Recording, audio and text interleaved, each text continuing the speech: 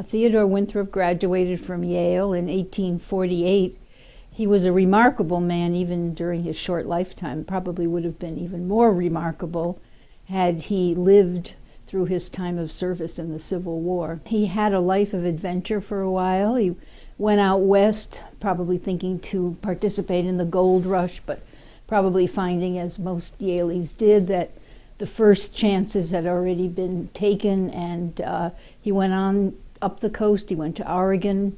He explored Oregon and eventually made his way back on horseback, all alone across the entire country, wrote a book about it, later participated in an expedition going across the Isthmus of Panama, did many exciting things. And when Fort Sumter was fired upon, he immediately joined the Northern cause.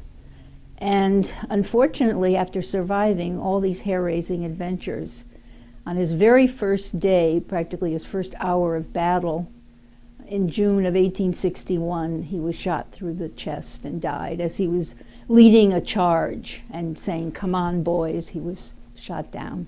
Well, he definitely was an abolitionist, as were most of the Yale students at that time. He came from a distinguished background, actually a descendant of John Winthrop.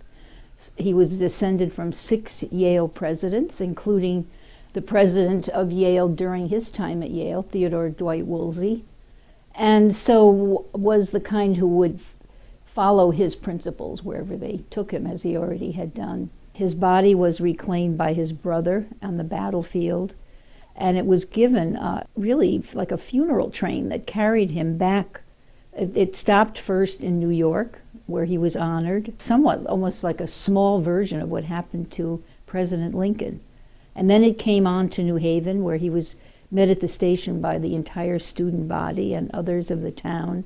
The casket was escorted to the Grove Street Cemetery, where he was buried.